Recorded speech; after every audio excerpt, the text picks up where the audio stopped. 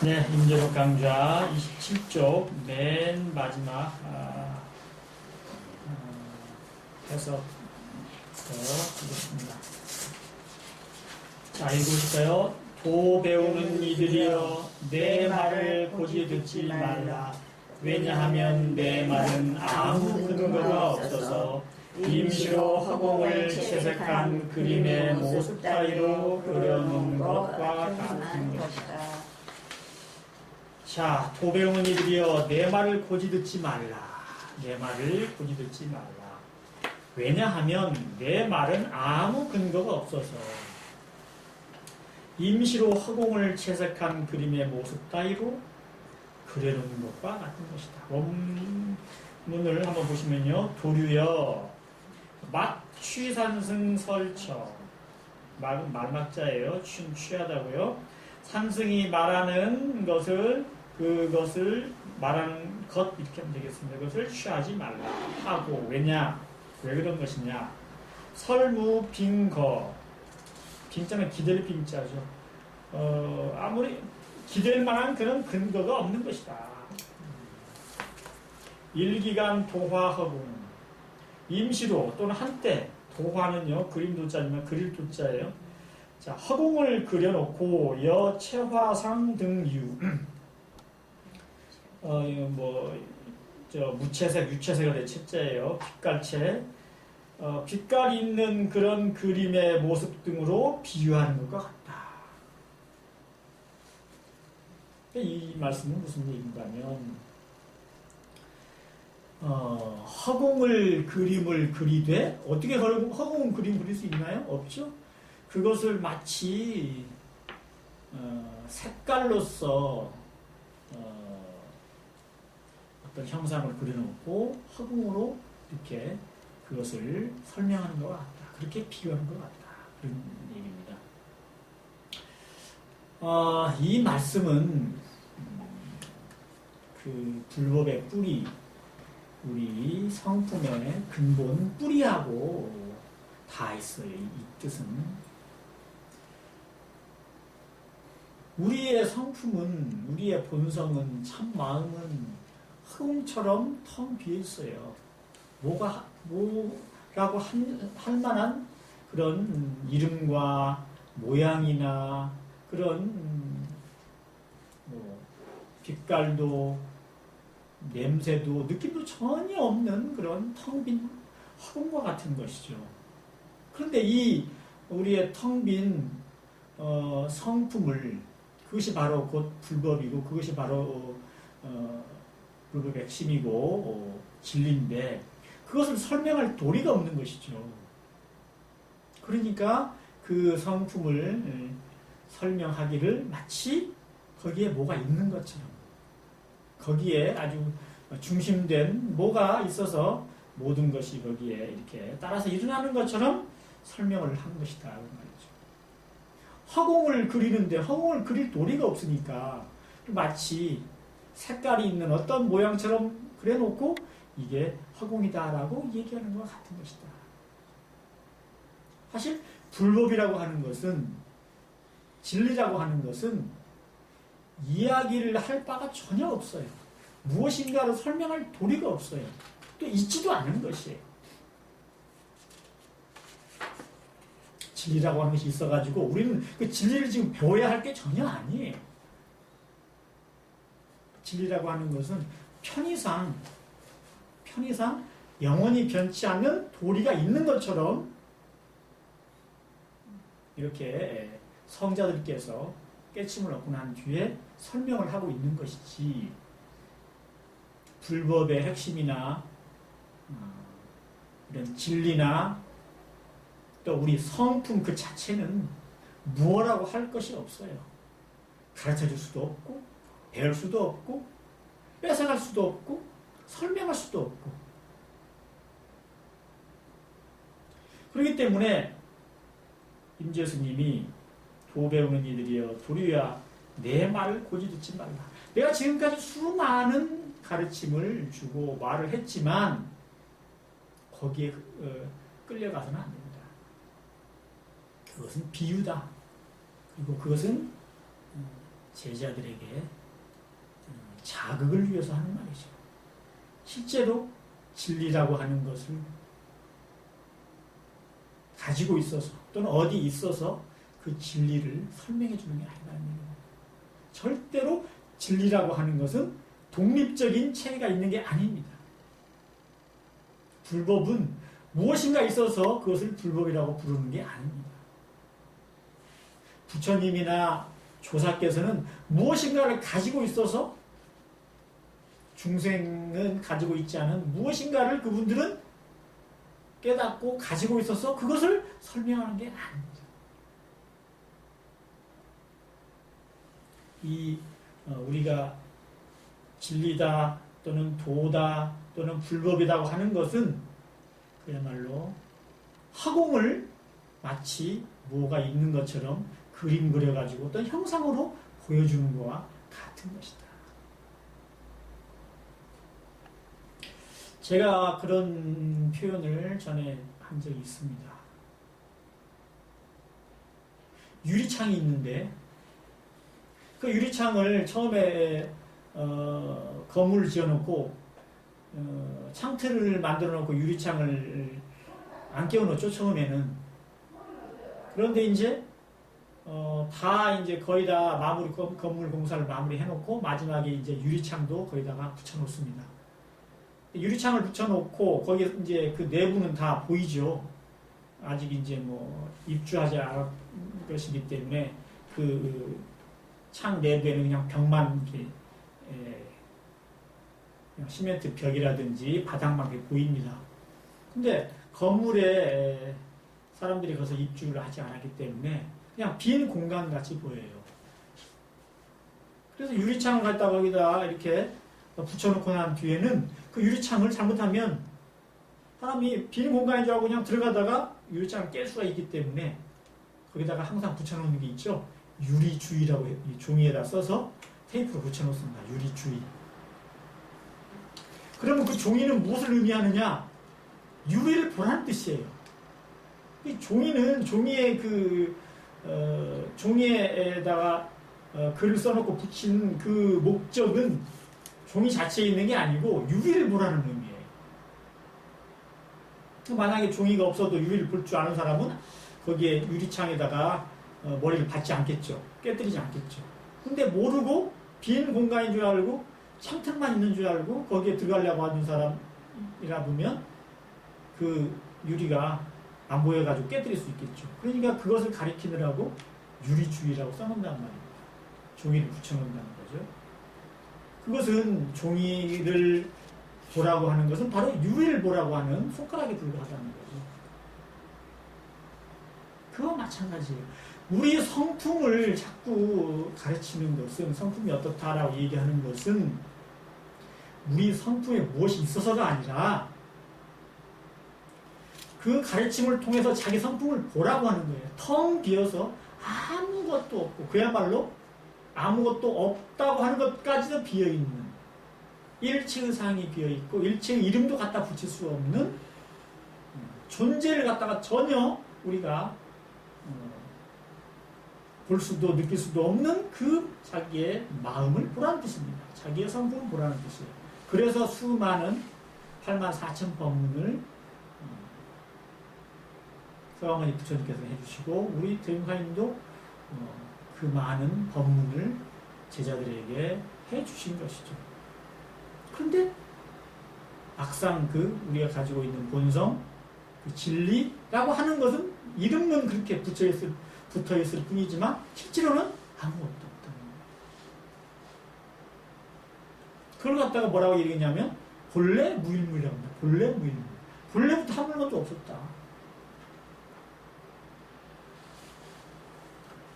자,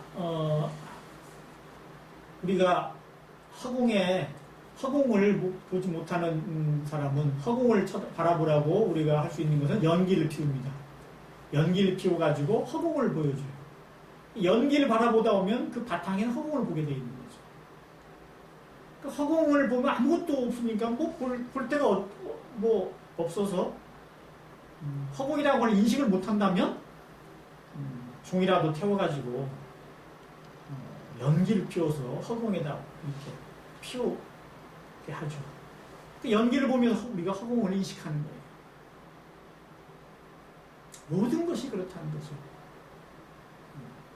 법이나 진리나 도나 우리 마음 허공, 우리 마음 그 자체, 성품의 근본 전부 다 그렇게 본래 아무것도 없는 것인데 그것을 수많은 여러 가지 법문으로서 그것을 가르쳐 주는 것이지 무엇인가가 거기에 있어서 그런 것은 아닙니다. 그래서 이게 유교에서도 이 천지에 이 수많은 작용이 있는 것을 이렇게 작용을 하는데 대체 그것은 어디에서 비롯되는 것이냐? 그것을 그 근원을 이렇게 살피다가 그것은 이라고 하자, 이치라고 하자 그냥 모양도 없고 무슨 뭐 냄새도 맛도 없고 생각으로도 갈 수 없는 것이기 때문에 그것을 이치라고 하자 이렇게 표현을 한 것이죠. 거기서 나타난 작용을 기라고 하자. 그 기로 인해 가지고 운행한다고 하자. 자, 도배운 이들이여 내 말을 고지 듣지 말라. 내가 얘기하는 것은 사실은 화공의 연기를 피우는 것이고 유리창에다가 종이 묻혀놓는 것이다. 실제로는 종이를 보라는 게 아니고 유리창을 보라는 것이고 연기를 보라는 게 아니고 화공을 보라는 것이다. 그와 마찬가지 말씀입니다. 왜냐하면 내 말은 아무런 근거가 없어서 거기에다가 그러니까 마음을 둘 게 하나도 없다는 얘기죠. 임시로 허공을 채색한 그림의 모습 따위로 그려놓은 것과 같은 것이다. 그러니까 이 한 말씀을 잘 우리가 알고 깨닫고 하면은 우리 본성이 바로 그 어떤 말이나 가르침이나 어떤 이름으로도 이렇게 설명할 수 있고 붙일 수가 없는 것이다. 참으로 그게 우리의 본성이다. 그것을 깨달아야 되는 것이죠. 부처님께서 내가 지금까지 과거에 지금부터 쭉 이렇게 수많은 법문해왔지만 나는 한마디도 설한 바가 없다 하는 내용과 사실은 같은 것입니다. 자, 그 다음 28쪽을 같이 보겠습니다. 같이 읽어보실까요? 도 배우는 이들이여 부처를 완전한 경지라고 여기지 말라. 나에게는 그것이 마치 뒷간의 병기와 같다. 또한 보살과 나하는 모두가 목에 씌우는 칼과 족쇄같이 사람을 결박하는 물건들이다. 그러므로 문수는 긴 칼을 비껴들고 고타마 붓다를 죽이려고 하였고 앙굴리 말라는 단돌을 가지고 세존을 해치려는 것이다. 자, 엄청난 말씀을 또 하고 계십니다.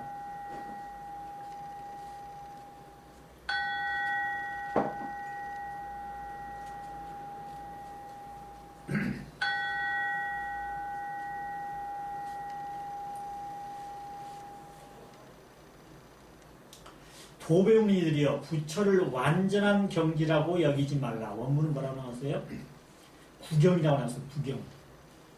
도류야 막장불 위 구경. 장은요 뭐뭐를 이란 뜻이에요. 위는 하다 여기다 이런 뜻이고요. 부처를 가지고 부처를 구경으로 여기지 말라. 부처를 지극한 경지로 여기지 말라. 완전한 경지라고 여기지 말라. 나에게는 그것이 마치 뒷간의 변기와 같다. 원문 뭐라고 하셨어요? 아견, 유여, 측공. 내 견에는, 내가 보기에는, 유자는 뭐 오히려, 유, 같을려. 측자는요, 뒷간 측자예요. 화장실. 공자는 구멍공자예요. 지금은 안 그렇지만 옛날에 뒷간에는 그냥 구멍만 이렇게 있죠? 가서 이제 대면 보고 이제 이렇게 따로 그런 그 구멍만 있습니다. 내가 보기에는 그러한 것이 바로 오히려 뒷간의 그 구멍과 같다. 또한 보살과 나하는 모두가 목에 씌우는 칼과 족쇄같이 사람을 결박하는 물건들이다. 자, 이것도 여기에서 지금 하시는 말씀도 아까 제가 드렸던 그런 말씀과 같습니다. 부처를 완전한 경지, 구경처로 여기지 말라.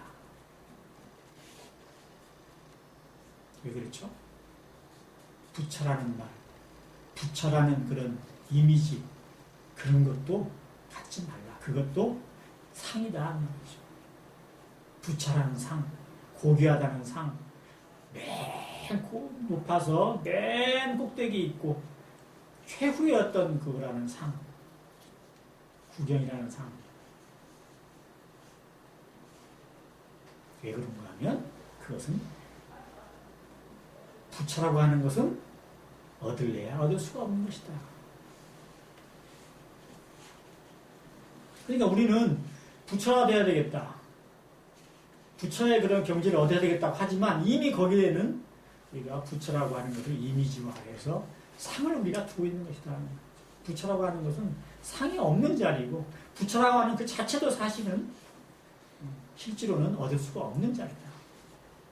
그런데 우리가 부처를 완전한 경지로 넣어두고 항상 그것을 차별심을 내가지고 우리 중생은 부처와 다르다는 그런 분별심으로써 스스로가 자기를 이렇게 구속하고 있는 것이라는 거죠. 우리가 보통 마음이 텅 빈 것, 그것을 또 다른 말로 하면은 공심이지만 또는 무심이라고 얘기합니다.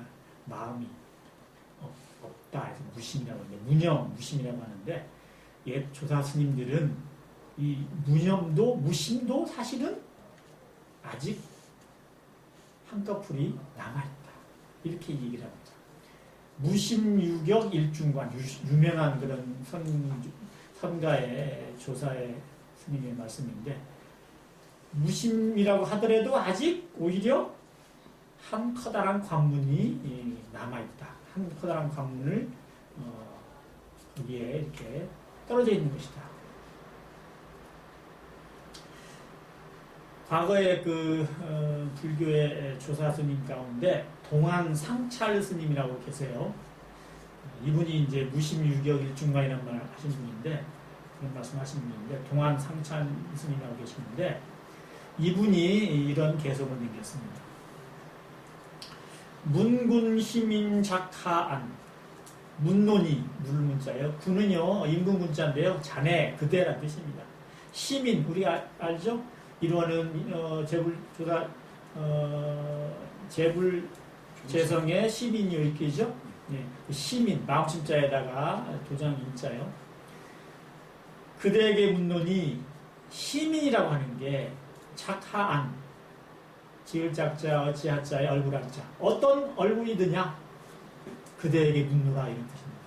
묻노니 시민이라고 하는 것은 부처가, 그러니까 조사가 조사한테 이렇게 건네주고 스승이 제자한테 이렇게 깨침으로 이렇게 전해주는 이 심이라고 하는 게 그 진리의 그 징표라고 하는 게 대체 어떤 얼굴이 어떻게 생겼느냐?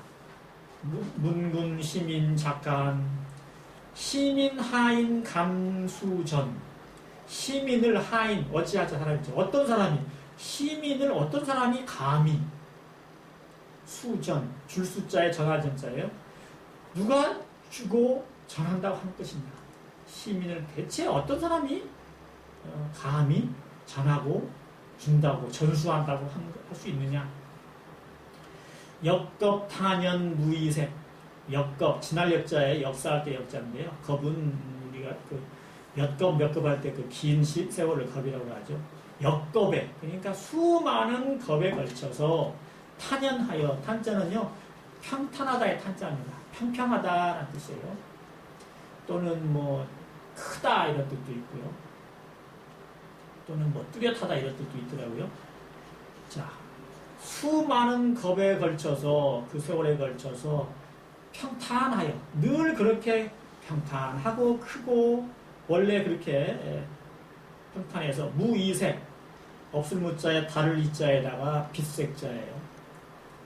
별다른 색이 없는데 별다른 빛깔이 없다. 모양이나 빛깔이 아무것도 없다는 거예요. 수많은 겁에 걸쳐서 시민이라고 아무리 하더라도 그것이 그냥 태평해가지고 평탄해가지고 특별한 모양이 없는 거예요. 뭐라고 이름 붙일 것이 없어요. 형태도 없어요. 그래서 호위시민조허언, 호는 불을 호자입니다. 위는 하일자고요. 시민이라고, 불조의 시민이라고 이렇게 부른다고 하는 것은 조자는요 일찍 조자거든요. 일을 조자, 일찍이 헛된 말이다. 시민이라고 이렇게 부르는 것은 일찍이 헛된 말이다. 수지 본자 허공성, 숫자는 모름지기 숫자입니다. 지자는 알지자, 근본 본자, 스스로 자자에 빌허자에 빌공자에 성품성자. 본래 스스로 텅 빈 허공의 그 성품이란 걸 모름지기 알아야 하나니. 심이라고 아무리 얘기해봐야 이름도 모양도 없는 것인데 일찌감치 그것을 심이라고 이름 붙인 것 자체가, 그렇게 부르는 것 자체가 이거는 헛된 말이다. 모름지기 스스로 텅 빈 허공과 같은 성품이라는 것을 알아야 하나니. 장유 홍로 화리연. 홍로화는 뭐냐면요, 붉은 홍자에다가 화로할 때 노자에 불화자예요. 붉게 타오르는, 그냥 시뻘겋게 타는 그런 화로 속의 불, 이게 홍로화입니다. 그 붉은 화로 속의 불 속에, 그 화로불 속에 연꽃이다. 앞에 장유는요, 바야흐로 비유하나니 어떻게 뭘로 비유해요? 붉은 화로의 불 속에 그 연꽃으로 바야흐로 비유할 수가 있다. 어떻게 그 붉은 화로의 연꽃으로, 그 불 속의 연꽃으로 비유합니까? 붉은 화로의 불이라고 하면은, 붉은 그 화로의 불이라고 하면 아무것도 거기에 들어가면은 남을 수가 없이 다 그냥 태워버리는 것이고 녹여버리는 것인데, 거기에 어디에, 그 안에 어떻게 연꽃이 있을 수가 있어요? 붉은 화로 속에, 그 불 속에 연꽃. 그것으로 비유한다. 뭘요? 시민을. 시민은 뭐예요? 부처님이 또는 조사가 그 부처에 깨침 얻었다고 해서 제자한테 전해주는 게 바로 시민이에요. 우리의 본성, 우리의 성품, 그것을 너도 깨쳤다, 완전한 깨달음을 너도 얻었구나, 인정하노라고 해가지고 건네주는 게 물건이 있어서 건네주는 건 아니죠. 물론 그건 시민이라고 하는데, 그 시민은 굳이 비유를 하자면 붉은 화로에 활활 타는 그 불 속에 피어있는 연꽃으로나 비유를 할 수밖에 없다. 뜻입니다. 우리의 성품이 그렇습니다. 이것은 도저히 살아있는 어떤, 또는 형체가 있는 어떤 그 물체로는 비유할 수가 없어요. 그렇지만 생생하게 살아있어요. 한 물건도 없고 한 이름도 없지만 또 활발하게 살아서 움직입니다. 그 실체를 찾으려야 찾을 수 없어도 또 전혀 없지 않는 물건입니다. 그래서 이것을 이렇게 붉은 화로의 불 속의 연꽃으로 이렇게 비유하는 것이죠. 막위 무심 변시도, 말을 막자 하지 말라는 뜻이고요. 위는요, 이를 이자예요. 뭐라고 이른다, 이거라고 이른다 할 때 무심 변자는, 이거는 똥오줌 변자라도 있지만 곧 변자입니다. 무심을 곧 도라고, 변시도, 무심이 곧 도라고 말하지 마라. 무심유격 일중관. 무심도 오히려 유자, 격은요 떨어질 격자예요. 사이 간격할 때 격자입니다. 무심도 오히려 한 큰 관문을, 한 문을 문과 이렇게 아직 떨어져 있다. 무심이라고 하는 것도 아직은 그 자리가 아니다. 이게 무슨 뜻이에요? 우리가 무심이라고 이미 하는 순간 그 무심은 이미 무심이 아니라는 거죠. 무심이라고 우리가 이름을 붙이거나 거기에 머물거나 하는 순간 이미 그것은 무심이 아니라는 얘기입니다. 그러니까 앞에서 임재스님이 내 말을 고집 듣지 말라. 그렇죠? 내 말은 아무런 근거가 없어서 허공을 마치 채색한 그런 그림처럼 얘기한 거에 불과하다. 이 지금 동안 상찰 스님도 그렇게 얘기를 하고 있습니다. 아니 시민이라고 하는 것을 말로 이미 시민이라고 불러버렸으면 이미 그건 헛된 것이다. 이미 그거는 심이라고 하는 것을 잘못 이룬 것이다. 심이라고 하는 것은 오랜 겁에 걸쳐서 옛날부터 그냥 평탄해가지고 별다른 어떤 모양이나 형체나 이런 특별한 것이 없는데 빛깔도 없는데 그것을 헛되게 그렇게 이루고 있다. 다만 스스로 텅 빈 허공과 같은 그런 성품임은 알기만 하면 됩니다. 예를 들어서 굳이 말하자면 활활 타오르는 화로의 그 불 속에서 연꽃과 같다. 그래서 무심을 나는 마음이 텅 비었어 라고 무심이 바로 도라고 말하지 마라. 무심이라고 하는 것도 오히려 한 커다란 그런 문과 간격이 떨어져 있다. 아직 거기에 문에 들지도 못했다. 이런 뜻입니다. 이 말은 부처를 완전한 경지라고 여기지 않아요. 똑같은 뜻이에요. 부처님, 부처가 돼야 되겠고 그분은 부처님이고 이런 얘기 할 때 이미 우리는 여러 가지 거기에 상이 따라 붙는 거죠. 부처님을 완전한 구경이라고 얘기할 때는 편리하게 우리가 생각하면 그렇게 열심히 수행하고 정진해가지고 부처님과 똑같은 자리에 이르러야지 하는 것은 우리가 이해는 할 수 있지만 그런 자리에 이른다고 우리가 스스로 마음 먹는 순간부터 우리는 이미 부처라고 하는 우리의 성품에서 헛발을 디뎌가지고 내려버리는 거예요. 그렇죠? 무심이라고 마음에 내가 아무 분별착이 없는 나는 무심이야 라고 얘기한다면 이미 그 사람은 무심이라고 하는 것하고 이미 커다란 그런 간격이 벌어져 버린 것이다. 그렇죠?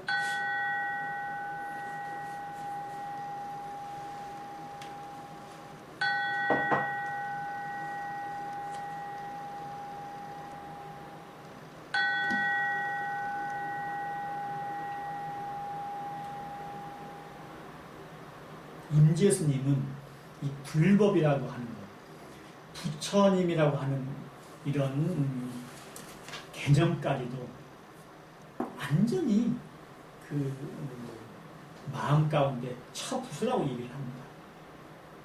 그 개념을 우리가 가지고 있으면 스스로 원래의 우리가 얘기할 때 이렇죠. 원만구조하고 지공무사한 우리 성품이라고 하잖아요. 그 원만구조하고 지공무사한 우리의 성품을 스스로 벗어나 버리는 거예요. 그래서 새로운 무엇인가를 갖다가 어떤 이미지를 구경으로 삼고 최고의 경지로 삼아가지고 스스로 그것을 찾아가는 그런 잘못된 수행을 하는 것이다. 우리는 이미 원만구조하고 지공무사한 그것도 말로 이게 하니까 그런 것이지 원래부터 완전한 흠 하나도 없는 모자라지도 남지도 않는 그러한 우리 성품을 지니고 잘 쓸 수가 있는데 거기에 그것과 그것을 갖다가 마치 부처님이라고 하는 그런 이미지 형상화시켜가지고 나는 그보다 못하다. 또는 부처님의 경지를 얻어야만 뭘 이렇게 우리가 완전한 그런 지경의 경지에 도달할 수 있다고 하는 순간 우리가 스스로 자기의 성품을 무너뜨리고 중생으로서 이렇게 속박을 가지고 사는 것이다. 그러니까 임재스님은 그러한 상을 완전하게 처부수라는 그런 가르침을 늘 우리한테 주느라고 이런 말씀을 하시는 거죠. 교배운이들이여 부처를 완전한 경지라고 여기지 마라. 그것은 상이고 또 완전한 그런 경지라고 하는 것은 사실은 얻을 수조차 없다. 그런 것은 본래가 없는 것이다. 나에게는 그것이 마치 뒷간의 변기와 그 표현도 얼마나 무지막지하게 임계스님 합니까? 그거는 정말 뒷간의 변기처럼 아무 쓸모없는 것이다. 예를 들어서요, 100% 완전한 순수한 그런 물이 있는데 거기에 0.00001%의 입자가 불순물에 하나 들어갔어요. 그러면 그 100% 완전한 순수한 물이 어떻게 될까요? 오염된 물이 되죠. 그렇죠? 단 하나의 0.00001%라고 할지라도 단 하나의 그런 오염된 그런 입자, 물 입자가 거기에 들어가면은 100%의 순수한 물은 없어지는 겁니다. 변질이 되는 거죠. 마찬가지예요. 우리 순수한 성품에 거기에 아무리 작은 티끌이라도 그런 차별심, 차별상, 분별심을 내면 그게 아무리 착한 마음이라고 할지라도 그게 아무리 스스로 정말 부처님을 받드는 정말 아무리 참 아름다운 그런 마음이라고 할지라도 이미 그것은 오염되어 버린 것이다. 그건 이미 쓸모없어져 버린 것이다. 참으로 자기의 성품을 거슬러 버리는 것이다. 그러니까 이런 무지막지한 표현을 씁니다. 부처를 완전한 경지라고 여기지 마라. 나에게는 그것이 마치 뒷간의 변기와 같다. 완전한 경지, 구경이라고 하는 순간 이미 그것은 오염되어 버린 것이다. 또한 보살과 나하는 모두가 목에 씌우는 칼과 족쇄와 같이 사람을 결박하는 물건입니다. 원문에 보면 보살 나한 진시 가쇠 그랬습니다. 박인저물 보살과 나하는 진은요 다 진짜인데요 모두란 뜻이에요. 가짜는요 그 옛날 그 죄인들 보면 목에 칼을 쓰잖아요. 나무로 해가지고 거기에 있는 칼을 이렇게 목도 제대로 움직이지 못하게 하는 그 칼인데 그것을 갖다 가라고 하고 쇠는요 쇠사슬리예요. 쇠자는 사슬 쇠자인데 이거는 발에 그 쇠사슬로 해가지고 어디 못 가게 이렇게 해놓은 것을 말합니다. 박자는요 속박한다 이 박자 묶을 박자예요. 사람을 그러니까 보살과 나하는 모두 다 목에 그 칼과 또 발의 족쇄와 같이 박인저물이다. 그러니까 사람을 속박하는 꽁꽁 묶는 그런 물건이다. 이것도 다 마찬가지죠. 우리가 보살이라고 하나 아라한이라고 하는 나하는 그것도 다 우리의 이미지를 만들어서 우리 스스로 우리를 속박하는 그런 명칭이고 그럴 뿐이다. 우리는 이미 보살과 나한 부처를 그런 그 명칭을 초월해서 이미 모양과 이름을 초월한 본래 누구나 가지고 있는 그런 한 물건이 있다. 근데 거기에 보살 뭐 나한 이렇게 해가지고 그 단계를 갖다가 얘기해서 우리 스스로 속하게 만든다. 그러므로 문수는 긴 칼을 비껴들고 고타마 붓다를 죽이려고 하였고 앙굴리말라는 단돌을 가지고 세상을 해치려고 한 것이다. 이 말씀은요, 그 불교 경전에 이런 말씀이 있다고 그래요. 부처님이 그 여러 가지 그 계율을 말씀하셔서 제자들이 부처님이 말씀하신 그 계율을 지키면서 그 사실은 여러 가지 이제 그 계율에 어긋나거나 스스로가 거기에 미치지 못해서 죄의식을 많이 느끼고 있다는 거예요. 느꼈다는 거죠. 죄의식을 많이 느끼고서는 스스로 괴로움에 빠져서 고통스러워했다는 거죠. 그 부처님 말씀하신 계율을 자기들이 지키지도 못하고 또는 거기에 스스로 매여가지고 죄의식을 많이 느끼고 그렇게 고통을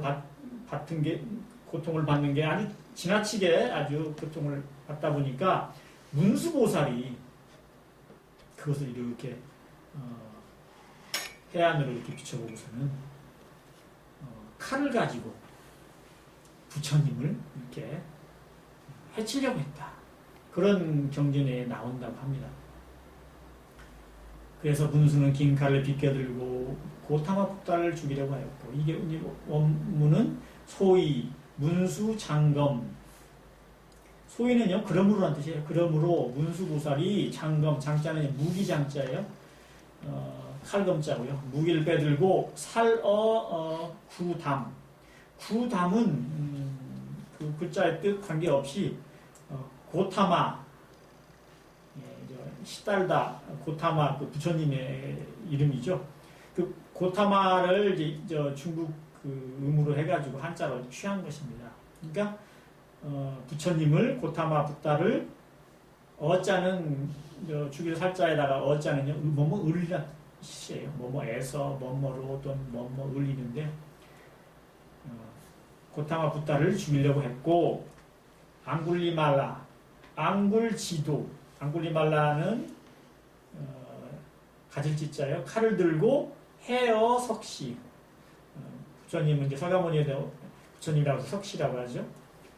서가모니 부처님을 해하려고 하였다. 앙굴리말라는 앙굴라말라라고 하고도 앙굴리말라라고 하는데, 앙굴리말라가 원래는 그 수행승이었대요. 수행자였는데 스님 스승을 잘못 받들어 가지고 스승이 네가 도를 얻으려면 1000명을 죽여야 한다. 사람 1000명을 죽이면 너는 도를 얻을 수 있다. 그렇게 가르침을 주었답니다. 그러니까 그 앙굴리말라가 그 스승의 명을 따라서 1000명을 닥치는 대로 죽이는데 999명을 죽이고 마지막에 1명을 죽이려고 하는데 마침 사람들은 다 도망가고 자기 어머니가 찾아와가지고 앙굴리말라에게 이제 그것을 말리려고 하는데 그 어머니를 죽이려고 하다가 마침 그것을 알고 부처님이 뒤에서 앙굴리말라를 불러서 앙굴리말라를 감화시켜서 이제 앙굴리말라가 결국 999명째를 죽이고 부처님에게 참회하고 부처님의 제자가 됐다는 건데, 그러고 난 뒤에 이제 앙굴리말라가 아라한이 됐다 그래요. 실제로 부처님의 그 깨침을 얻었는데 부처님 외에 다른 사람들은 그 이제 아라한이라고 얘기를 한다고 합니다. 불교에서는. 그렇게 앙굴리말라는 단도를 가지고 세상을 해치려. 이제 물론 여기서 임배스님이 얘기한 거는 이 위에 있는 그 말씀하고는 약간 좀 뜻의 차이는 좀 있죠. 자, 그러나 여기서 이 얘기, 임배스님이 얘기하려고 하는 것은 부처는 완전한 경지라고 얘기하는 그런 생각하는 그런 이미지는 모두가 상에 불과하다. 그것은 내가 보기에는 완전히 뒷간의 변개와 같이 쓸모가 없는 것이다. 그러니까 스스로가 자기의 본성, 자기의 성품, 그것을 그대로 가감없이 쓸 뿐, 거기에 어떠한 상도 붙이지 말고 거기에 자기 스스로 그게 못났다거나 그것을 얻으려고 하는 그런 개념을 거기다 붙이지 마라. 그렇게 아주 극적으로 이렇게 설명을 하고 계신 그런 내용입니다. 제 말씀은